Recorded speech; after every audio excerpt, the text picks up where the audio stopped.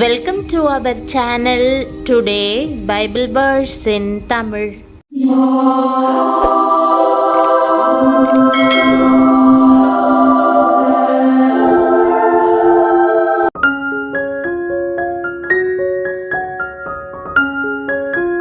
இன்றைய வசனம் ரோமர் 8ஆம் அதிகாரம் 37ஆம் வசனம். கிறிஸ்துவுக்குள் பிரியமானவர்களே, நம்முடைய ஆண்டவரும் இரட்சகருமான இயேசு கிறிஸ்துவின் வல்லமையுள்ள நாமத்தில் உங்களை வாழ்த்துகிறேன்.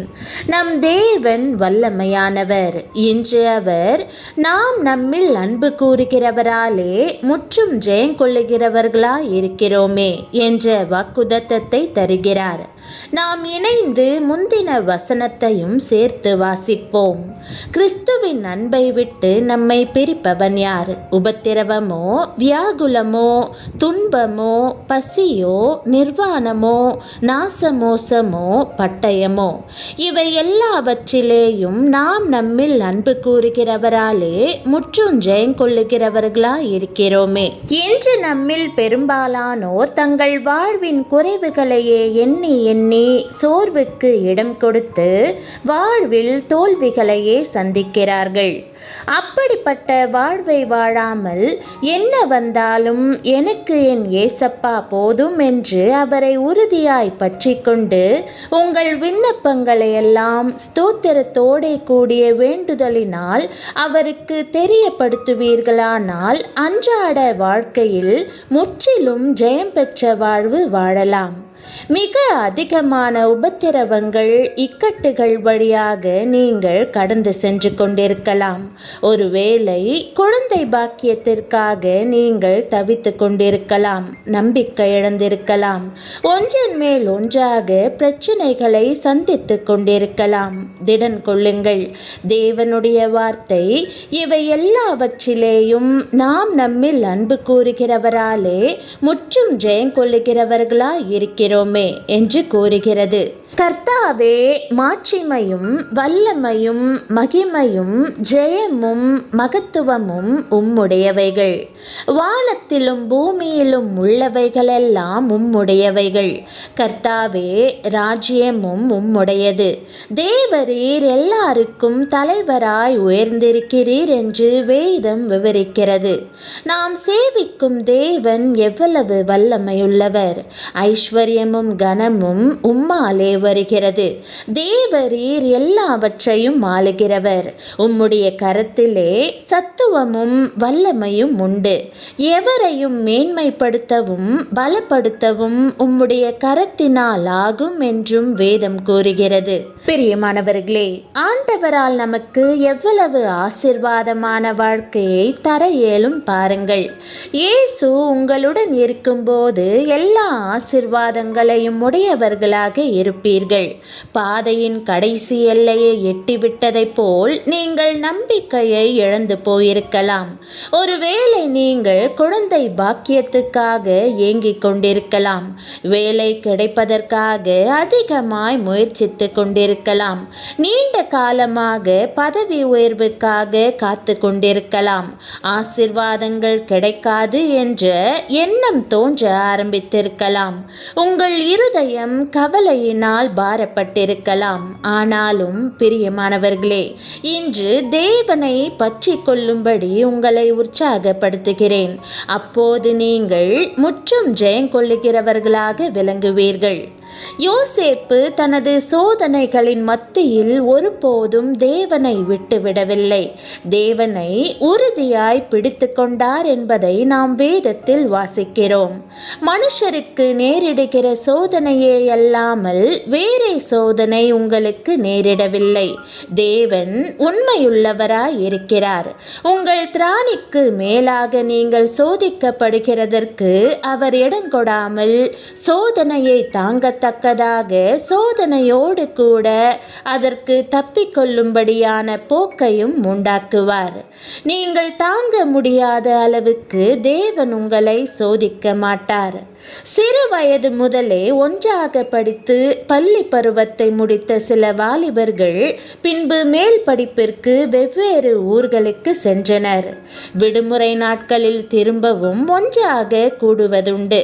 அவர்களில் ஒருவன் எப்பொழுதும் அதிகமாக பேசி யாவரையும் கேலி செய்து அதில் மகிழ்ச்சி அடைவதுண்டு. ஆனால் இப்பொழுதோ அவன் முற்றிலும் மாறுபட்டவனாக மிகுந்த அமைதலும் அன்பும் நிறைந்து யாவரோடும் பழகினான். காரணம், அவன் வீட்டில் பலவித இழப்புகளை அவன் சந்திக்க நேரிட்டது. குடும்பத்தை கவனித்து வந்த அப்பா திடீரென்று மரித்து போனார்.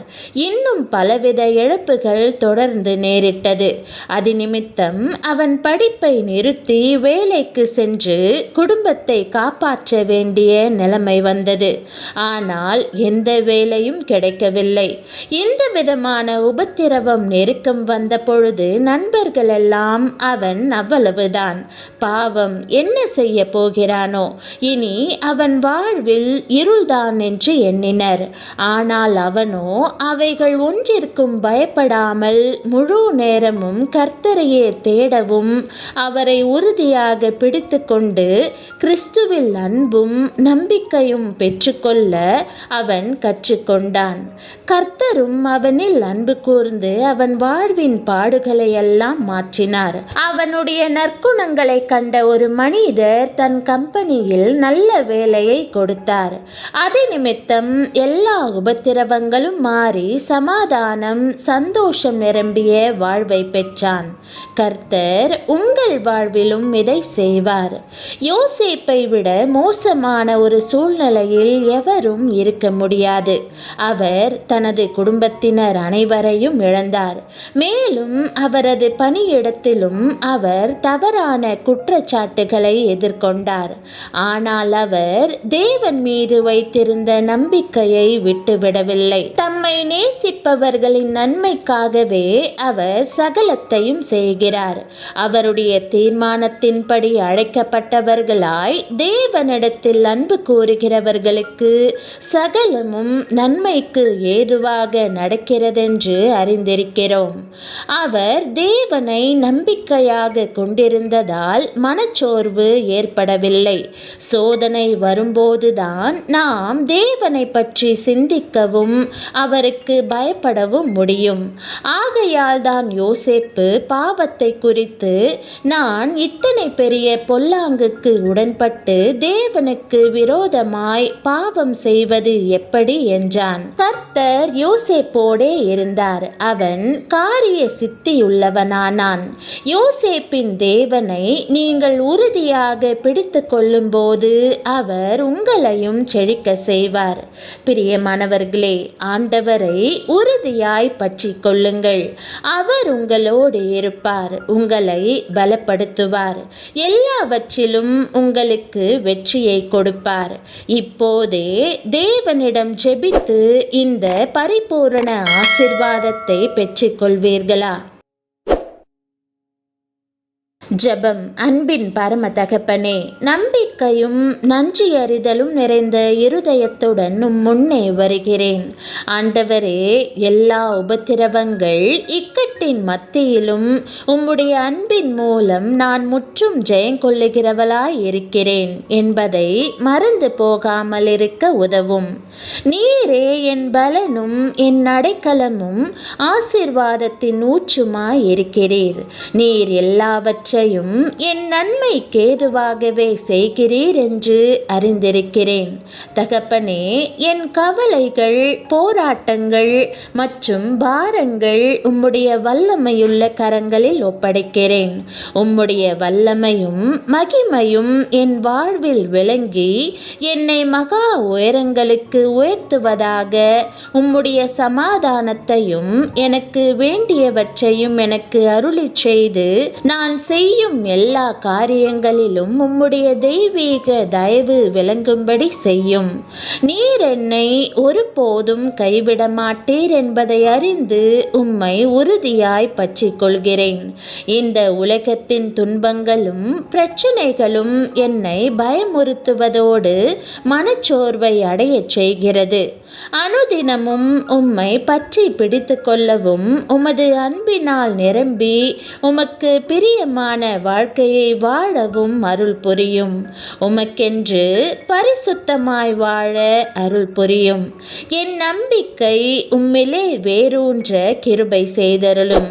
இயேசுவின் நாமத்தில் ஜெபிக்கிறேன் நல்ல பிதாவே, ஆமேன். தேவனுடைய நாமம் மகிமைப்படுவதாக. ஆமேன்.